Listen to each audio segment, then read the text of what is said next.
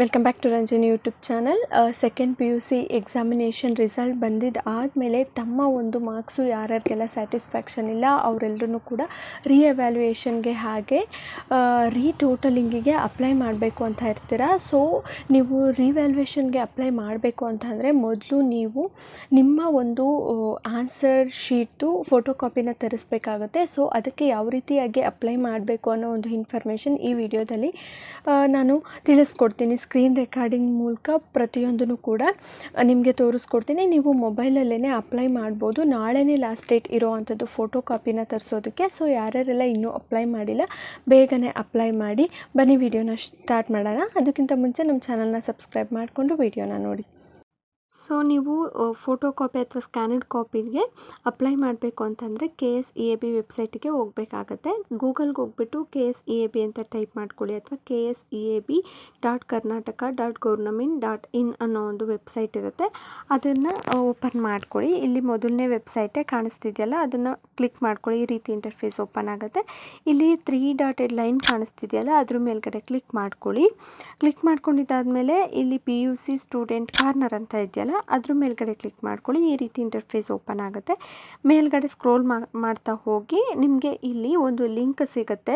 ಸ್ಕ್ಯಾನಡ್ ಕಾಪಿನ ತರಿಸೋದಕ್ಕೆ apply ಮಾಡೋದಕ್ಕೆ ಒಂದು link ಸಿಗುತ್ತೆ ನೋಡಿ. ಇಲ್ಲಿ apply for the scanned copy of the evaluated answer scripts of second PUC 2026 ಅಂತ ಇದೆ. ಇಲ್ಲಿ ಬ್ಲೂ ಕಲರಲ್ಲಿ ಲಿಂಕ್ ಕಾಣಿಸ್ತಾ ಇದೆಯಲ್ಲ apply for the scanned copy ಅಂತ ಅದ್ರ ಮೇಲ್ಗಡೆ ಕ್ಲಿಕ್ ಮಾಡ್ಕೊಳ್ಳಿ. ಈ ಥರ ಇಂಟರ್ಫೇಸ್ ಓಪನ್ ಆಗುತ್ತೆ. ಇಲ್ಲಿ ನಿಮಗೆ ಡೇಟ್ಸ್ಗಳನ್ನು ಕೊಟ್ಟಿದ್ದಾರೆ. ಸೊ ಈಗ ಫೋಟೋ ಕಾಪಿನ ತರಿಸೋದಕ್ಕೆ ಅಪ್ಲೈ ಮಾಡೋದಕ್ಕೆ ಸ್ಟಾರ್ಟಿಂಗ್ ಡೇಟ್ ಬಂದುಬಿಟ್ಟು 10ನೇ ತಾರೀಕಿಂದ ಎಂಡಿಂಗ್ ಡೇಟು 15ನೇ ತಾರೀಕುವರೆಗೂ ಇರುತ್ತೆ. ಹಾಗೆಯೇ ಡೌನ್ಲೋಡ್ ಮಾಡ್ಕೊಳ್ಳೋದಕ್ಕೆ 12ರಿಂದ 17ನೇ ತಾರೀಕುವರೆಗೂ ಕೂಡ ನಿಮಗೆ ಟೈಮ್ ಇರುತ್ತೆ ಅಪ್ಲೈ ಮಾಡಿದ್ದಾದಮೇಲೆ. ನೆಕ್ಸ್ಟ್ ಬಂದುಬಿಟ್ಟು ನೀವು ರಿವ್ಯಾಲ್ಯೂಯೇಷನ್ಗೆ ಅಪ್ಲೈ ಮಾಡಬೇಕು ಅಥವಾ ರೀಟೋಟಲಿಂಗಿಗೆ ಅಪ್ಲೈ ಮಾಡಬೇಕು ಅಂದರೆ 13ರಿಂದ 19ರವರೆಗೂ ಕೂಡ ನಿಮಗೆ ಟೈಮ್ ಇದೆ.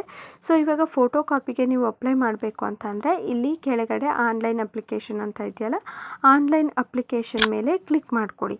ಕ್ಲಿಕ್ ಮಾಡ್ಕೊಂಡಿದ್ದಾದಮೇಲೆ ಈ ಥರ ಓಪನ್ ಆಗುತ್ತೆ. ಇಲ್ಲಿ ನೋಡ್ಬೋದು ಉತ್ತರ ಪತ್ರಿಕೆಯ ಛಾಯಾಪ್ರತಿಗಾಗಿ ಅರ್ಜಿ ಅಪ್ಲಿಕೇಶನ್ ಫಾರ್ ಫೋಟೋ ಕಾಪಿ ಅಂತ ಇದೆಯಲ್ಲ ಅದ್ರ ಮೇಲ್ಗಡೆ ಕ್ಲಿಕ್ ಮಾಡ್ಕೊಳ್ಳಿ. ಈ ಥರ ಓಪನ್ ಆಗುತ್ತೆ. ಸೊ ಇಲ್ಲಿ ನಿಮ್ಮ ರಿಜಿಸ್ಟರ್ ನಂಬರ್ನ ಹಾಕಬೇಕಾಗತ್ತೆ. ನಿಮ್ಮ ಒಂದು ಸೆಕೆಂಡ್ PU ರಿಜಿಸ್ಟರ್ ನಂಬರ್ ಹಾಕಿದ್ದಾದಮೇಲೆ ಇಲ್ಲಿ ನಿಮ್ಮ ನೇಮ್ ಆಗಿರ್ಬೋದು ಪೇರೆಂಟ್ಸ್ ನೇಮ್ ಪ್ರತಿಯೊಂದೂ ಕೂಡ ತಾನಾಗೆ ಫೆಚ್ ಆಗುತ್ತೆ. ನೀವೇನು ಅಲ್ಲಿ ಟೈಪ್ ಮಾಡುವಂಥ ಅವಶ್ಯಕತೆ ಇಲ್ಲ. ನೆಕ್ಸ್ಟ್ ಬಂದ್ಬಿಟ್ಟು ಕೆಳಗಡೆ ಸ್ಕ್ರೋಲ್ ಮಾಡಿದ್ರೆ ನಿಮಗೆ ಸಬ್ಜೆಕ್ಟ್ಸು ಕಾಣಿಸುತ್ತೆ. ಓಕೆನಾ. ಸೊ ಇದೆಲ್ಲ ಅದೇನೇ ಫೆಚ್ ಆಗುತ್ತೆ. ಇಲ್ಲಿ ಪಾರ್ಟ್ 1ನಲ್ಲಿ ನಿಮ್ಮ ಲ್ಯಾಂಗ್ವೇಜಸ್ ಇರುತ್ತೆ. ಪಾರ್ಟ್ 2ನಲ್ಲಿ ಕೋರ್ ಸಬ್ಜೆಕ್ಟ್ಗಳು ಇರುತ್ತೆ. ನೀವು ಯಾವುದಕ್ಕೆ ರಿವ್ಯಾಲ್ಯೂಯೇಷನ್ಗೆ ಅಪ್ಲೈ ಮಾಡಬೇಕು ಅಥವಾ ಫೋಟೋ ಕಾಪಿನ ತರಿಸ್ಬೇಕು ಅಂತ ಇರ್ತೀರ ಅದು ಆ ಒಂದು ಆಪ್ಷನ್ಗೆ ಎಸ್ ಅಂತ ಹೇಳ್ಬಿಟ್ಟು ಸೆಲೆಕ್ಟ್ ಮಾಡ್ಕೊಳ್ಳಿ. ಸೆಲೆಕ್ಟ್ ಮಾಡ್ಕೊಂಡಿದ ನಂತರ ಇಲ್ಲಿ ಕೆಳಗಡೆ ಬಂದರೆ ನಿಮ್ಮ ಪೋಸ್ಟಲ್ ಅಡ್ರೆಸ್ನ ಕೇಳುತ್ತೆ. ಸೊ ನಿಮ್ಮ ಪೋಸ್ಟಲ್ ಅಡ್ರೆಸ್ನ ಕೊಡಬೇಕಾಗತ್ತೆ. ಇಲ್ಲಿ ಕ್ಯಾಂಡಿಡೇಟ್ ಮೊಬೈಲ್ ನಂಬರ್ ನಿಮ್ಮ ಮೊಬೈಲ್ ನಂಬರ್ನ ಕೊಡಿ. ಇಮೇಲ್ ID ನ ಹಾಕಬೇಕಾಗುತ್ತೆ. ಹೋಮ್ ನಂಬರು ನಿಮ್ಮ village name taluk name district ಹಾಗೆ ಪಿನ್ ಕೋಡು ಪ್ರತಿಯೊಂದನ್ನು ಕೂಡ ಇಲ್ಲಿ ಹಾಕಿಬಿಟ್ಟು ಕೆಳಗಡೆ ಸಬ್ಮಿಟ್ ಬಟನ್ ಕಾಣಿಸುತ್ತೆ. ಸಬ್ಮಿಟ್ ಬಟನ್ ಮೇಲೆ ಕ್ಲಿಕ್ ಮಾಡ್ಕೊಳ್ಬೇಕಾಗತ್ತೆ. ಓಕೆನಾ. ಇದಿಷ್ಟನ್ನು ಕೂಡ ನೀಟಾಗಿ ಕೊಡಿ. ಓಕೆನಾ. ಸಬ್ಮಿಟ್ ಬಟನ್ ಮೇಲೆ ಕ್ಲಿಕ್ ಮಾಡ್ಕೊಂಡಿದ್ದಾದಮೇಲೆ ನಿಮಗೆ ಫೀಸ್ ಪೇಮೆಂಟಿಗೆ ಕೇಳುತ್ತೆ. ಸೊ ಫೀಸ್ ಪೇಮೆಂಟ್ ಮಾಡಿಬಿಟ್ಟು ನೆಕ್ಸ್ಟು ಸಬ್ಮಿಟ್ ಕೊಟ್ಟರೆ ಸಬ್ಮಿಟ್ ಆಗುತ್ತೆ. ಓಕೆನಾ. ನಿಮ್ಮ ಒಂದು ಫೋಟೋ ಕಾಪಿ ಡೌನ್ಲೋಡಿಗೆ ರೆಡಿ ಆಗುತ್ತೆ. ಸೊ ಈ ರೀತಿಯಾಗಿ ನೀವು ಫೋಟೋ ಕಾಪಿನ ತರಿಸೋದಕ್ಕೆ ಅಪ್ಲೈ ಮಾಡಬೇಕಾಗತ್ತೆ ಅಪ್ಲಿಕೇಶನ್ನ. ಸೊ ರಿವ್ಯಾಲ್ಯೂಯೇಷನ್ಗೆ ಅಪ್ಲೈ ಮಾಡಬೇಕು ಅಂತಂದ್ರೂ ಕೂಡ ನೀವು ಫೋಟೋ ಕಾಪಿನ ತರಿಸ್ಬೇಕಾಗುತ್ತೆ. ಫೀಸ್ ಕೂಡ ಪೇ ಮಾಡಬೇಕಾಗತ್ತೆ. ಪ್ರತಿಯೊಂದು ಫೋಟೋ ಕಾಪಿನೂ ತರಿಸ್ಬೇಕು ಅಂತಂದರೆ ಎಲ್ಲ ಸಬ್ಜೆಕ್ಟ್ನು ಸೆಲೆಕ್ಟ್ ಮಾಡ್ಕೊಳ್ಳಿ. ಸೊ ಈ ವಿಡಿಯೋ ಇಷ್ಟ ಆಗಿದೆ ಅಂತ ಅಂದ್ಕೊಂಡಿದ್ದೀನಿ. ಇನ್ಫಾರ್ಮೇಟಿವ್ ಆಗಿದೆ ಅಂತ ಅಂದ್ಕೊಂಡಿದ್ದೀನಿ. ಇನ್ಫಾರ್ಮೇಟಿವ್ ಇದ್ದರೆ ಒಂದು ಲೈಕ್ ಮಾಡಿ ಹಾಗೆ ಸಬ್ಸ್ಕ್ರೈಬ್ ಮಾಡಿಕೊಂಡು ವಿಡಿಯೋನ ನೋಡಿ.